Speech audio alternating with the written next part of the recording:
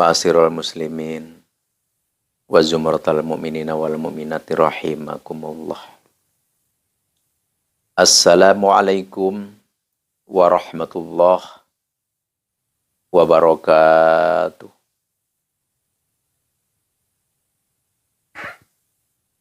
As-subhu bada min tolatihi wal-lailu daja miwa foroti faqarusula fazla wa ula ahda subula lidilalatihi azkan nasabi a'lal hasabi kulul arabi fi khizmatihi kauzul karami maulan ni'ami hadhil umami li syariatihi santi syajaru nataqal hajaru syuqal qamaru bi isyaratihi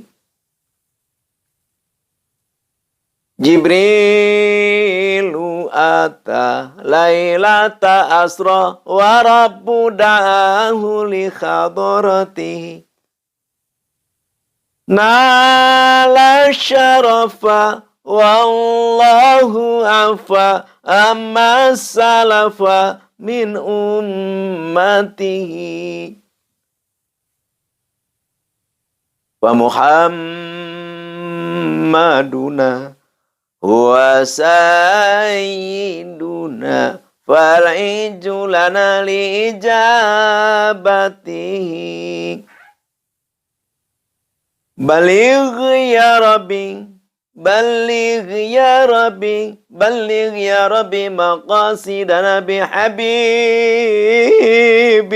thumma ahibbatihi amin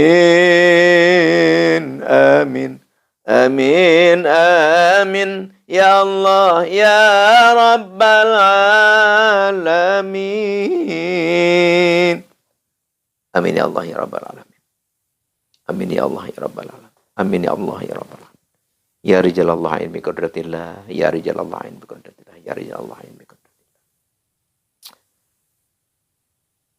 Alhamdulillah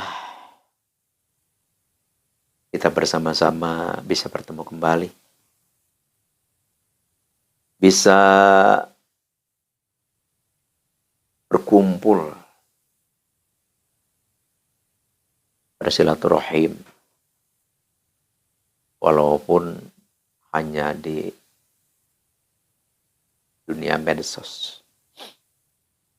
Semoga pertemuan kita ini walaupun hanya di dalam medsos benar-benar dijadikan oleh Allah Subhanahu wa taala satu pertemuan yang seperti berhadapan langsung.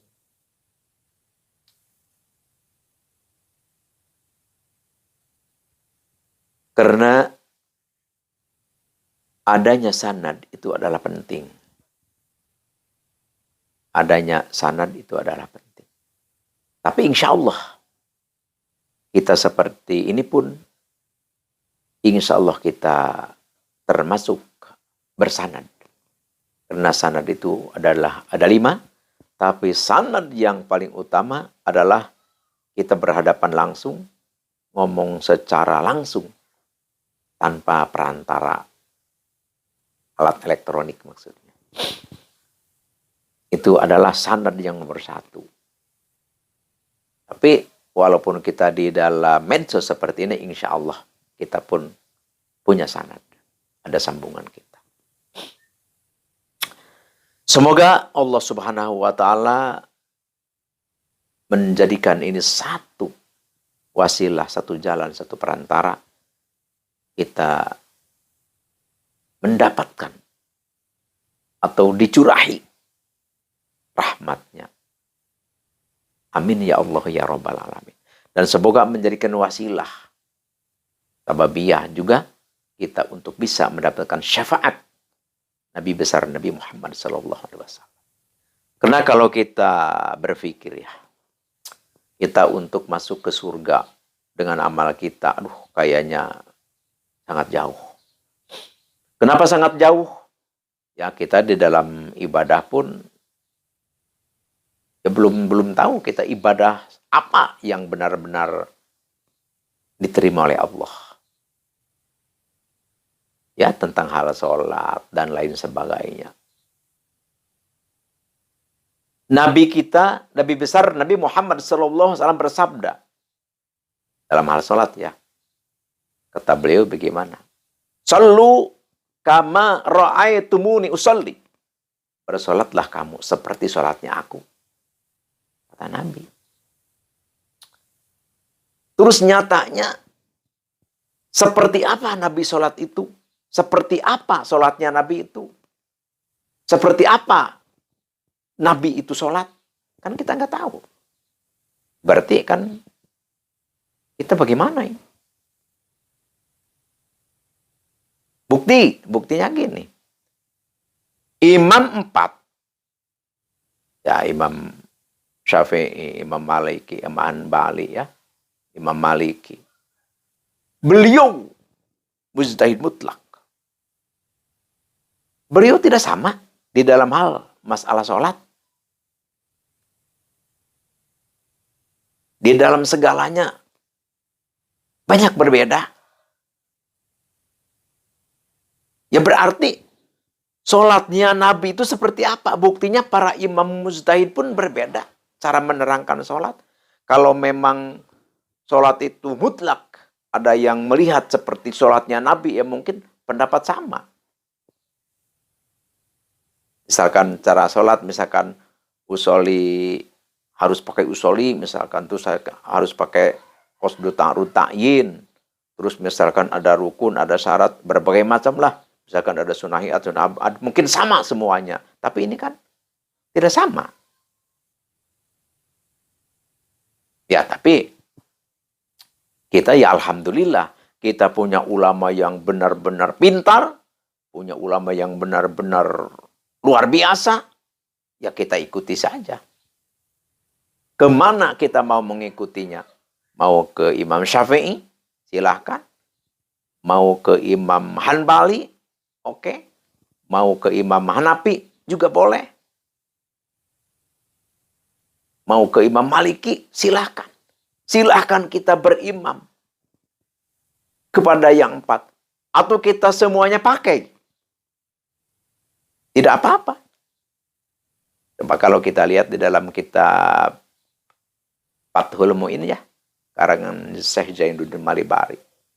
Di dalam berimam itu memang kita harus punya pilihan satu imam. Tapi di dalam sesuatu hal yang kita tidak bisa melaksanakan untuk menurut imam yang satu itu, kita boleh melaksanakan aturan imam yang lain. Di dalam satu hal, satu perkara. Ya minimalnya atau maksimalnya kita ada yang bertanggung jawab lah. Kalau kita misalkan kita sholatnya kayak begini, nanti kalau misalnya persidangan di hadapan Allah, ya kita ya jelas saya mengikut ke Imam Syafi'i. Jadi ada penanggung jawab. Tapi itu pun ya kita jangan menjadi kita besar kepala, kita congkak merasa ahli surga. Tidak. Tetap kita harus benar-benar berendah hatilah. Berendah hati karena belum ada jaminan untuk kita masuk ke dalam surga. Jadi oleh karena itu, ya kita jangan adalah kita rasa aku paling pintar, rasa aku paling benar. Jangan ada. Karena yang pintar, yang benar hanyalah Allah Subhanahu wa Ta'ala. Surga ataupun neraka itu adalah prerogatif Allah Subhanahu wa Ta'ala. Yang penting kita mengikuti ulama yang benar-benar kita yakini, kita percayai, yang memang berdasarkan Al-Quran dan hadis. Itu saja. Itu saja. Tidak usahlah kita membuat hukum sendiri. Berarti kita merasa pintar dong. Kita misalkan, kita dalam bicara rendah diri. Jadi jangan merasa pintar, segala macam lah. Tapi misalkan kita sendiri tidak memakai kepada imam, tidak percaya, ya berarti sama aja dong itu juga. Merasa dia yang paling pintar. Kok Kiai bilang begitu? Iya kan, gini. Banyak orang yang seperti ini kan. Yang seperti, ya nasihatnya bagus maksudnya. Jangan sombong, jangan merasa lebih pintar, terus bla bla bla bla lah gitu kan. Tapi dia sendiri malah kepada tafsir ulama tidak mempercayai, wah itu kan ulama bisa saja salah. Terhadap misalkan terhadap hadis, bahkan hadis yang sahih saja, yang benar-benar diseleksi oleh Imam Bukhari, beliau juga mengatakan, wah ini hadis itu kan dulu banyak hadis ini adalah lebih dari 600 hadis, 600 ribu hadis. Terus setelah diseleksi oleh Imam Bukhari, tinggal 14.000 hadis. Ya mungkin saja ini yang 14.000 juga masih yang perlu diseleksi. Bahkan dia misalkan tidak banyak hadis yang dia tidak yakini di dalam hadis Bukhari. Tapi dia katanya jangan merasa pintar, tapi dia sendiri itu kan berarti sama merasa pintar, sehingga bisa berani atau menyalahkan atau meragukan kepada ulama-ulama yang benar-benar berpangkat mujtahid mutlak. Di sinilah kita kadang-kadang kita juga, ya itulah yang namanya tipu daya iblis itu sangat luar biasa gitu. Jadi sebersih-bersih kita berusaha pun tetap kita terjangkiti saja gitu. Oleh karena itu, ya tiada lain tiada bukan, kita harus benar-benar mendawamkan taubatlah. Mendawamkan taubat, memperbanyak istighfar, insya Allahu amin ya Allahu ya Rabbal alamin. Jadi memang satu penyakit yang paling kronis ya, yang paling sulit, yang paling mendarah daging dengan setiap kita, yaitu adalah sifat angkuh, sifat sombong. Memang sangat sulit untuk diberantas. Sangat sulit untuk diberantas. Sehingga kata kisyair, al ilmu harbun lil fatal muta'ali, kasaili harbun lil makanil ali. Jadi memang ilmu itu sebagai musuh atau dijadikan musuh bagi orang yang sombong ya. Jadi ilmu itu dengan orang yang sombong itu seperti musuh, tidak bisa menyatu. Seperti air ya, seperti air yang tidak bersahabat dengan tanah yang tinggi. Ya misalkan nih aliran air gitu kan, aliran air kan dia kan mencari yang rendah gitu kan. Tidak mau air pas air mengalir langsung ke atas, nggak bisa. Jadi orang-orang sombong itu, ilmu dengan orang sombong itu tidak masuk gitu. Walaupun Al-Quran sekalipun yang mengatakan Allah kan, walaupun hadis yang mengatakan Nabi besar kan, tapi kalau bagi orang yang sombong tidak masuk itu. Quran juga tidak dipercaya, bahkan dibilang sudah tidak relevan lah. Bahkan dibilang apa mau dipakai ini keterangan seperti inilah. Apalagi hadis seperti itu. Yaitu bentuk daripada, tanda daripada orang yang sombong. Jadi orang yang sombong dengan ilmu dengan orang yang sombong itu adalah merupakan suatu musuh. Jadi tidak bisa menyatu. Na'udzubillahi min dzalik. Jadi oleh karena itu, ayo kita selalu minta taufik dan hidayah kepada Allah, dan kita selalu minta keimanan, keyakinan, ketakwaan, dan kekuatan iman kita kepada Allah, supaya iman kita kuat, tidak tergoyah. Insya Allah amin ya Allahu ya Rabbal alamin. Ya memang intinya satu, kita jangan saling menyalahkan, kita saling menghargai saja. Apapun yang kita perbuat tentu kita pertanggungan jawab nanti di akhirat, di hadapan Allah. Dan siapapun yang berbuat seperti apapun, tetap dia bertanggung jawab di hadapan Allah. Jadi kita di dunia ini, ya jangan bertengkar. Karena kita pada hakikatnya semuanya adalah di hadapan Allah sama. Sekarang langsung ke acara ini, itu adalah pengijazahan. Apabila kita punya usaha, ingin maju, ingin berkembang, hidup kita ingin tentram, nyaman, dihormati, disukai oleh semua orang, maka para guru kita memberikan solusi atau memberi arahan atau memberikan nasihat kepada kita, kembalilah kita kepada Allah. Dalam arti, ya, tinggalkan kelakuan-kelakuan kita yang tidak benar, ya.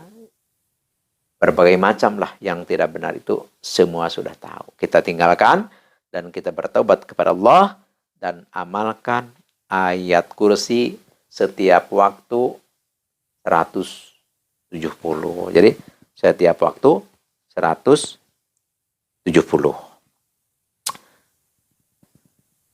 Tuh, terus setiap habis sembahyang duha atau tahajud, ya.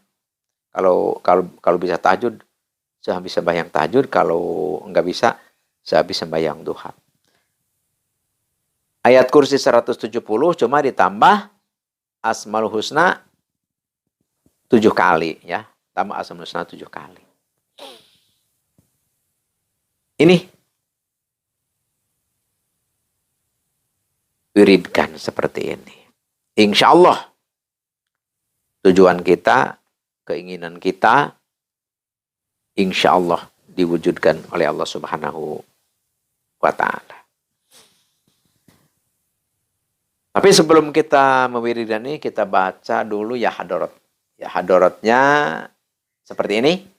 A'udzubillahi minasyaitonirrajim. Bismillahirrahmanirrahim. Hadratin Nabi Nabi Mustafa Sayyidina Habibina wa Syafi'ina wa Maulana Muhammadin sallallahu alaihi wasallam. Al-Fatihah. Wa ila hadrati jami'i malaikati lahil muqarrabin al-uluwiyatus sufliyah. Khususan hadrati malak Jibril wa Mikail wa Israfil wa Ajr wa Munkar wa Nakir wa Raqib wa Atid wa Malik wa Ridwan alim salatu wasalam. Syai'ul lahum al-Fatihah. Wa ila hadrati jami'il anbiya wal mursalin. Khususan hadrati Nabi Allah Adam wa Abu Hawa wa Nabiullah Ibrahim wa Nabiullah Musa wa Nabiullah Isa wa Nabiullah Sulaiman wa Nabiullah Daud wa khususan ila hadrati Nabiullah Khadir alaihi wassalatu wassalam. Syai'ul lahumul Fatihah. Wa ila hadrati Sayyidatina Khadijatul Kubra al-Batuli wa ila hadrati Sayyidatina Fatimah Zahra binti Rasulillah wa ila hadrati Sayyidina Hasan wal Husain wa mimmal Fatihah. Wa ila hadrati jami'i ashabi Rasulillah sallallahu alaihi wasallam khususan ila khulafai rasyidin al-arba'ah Abi Bakar, Umar, Utsman, Wali, wa ala baqiyati sahabatil itsaratil mubasharati bil jannati al-Fatihah. Wa ila hadrati sultanil auliya wa qutbil gauthi wa muhyi sunati wadin imamina wa qudwatina wa sayyidina Syekh Abdul Qadir Al-Jilani qaddasallahu sirru al-Fatihah.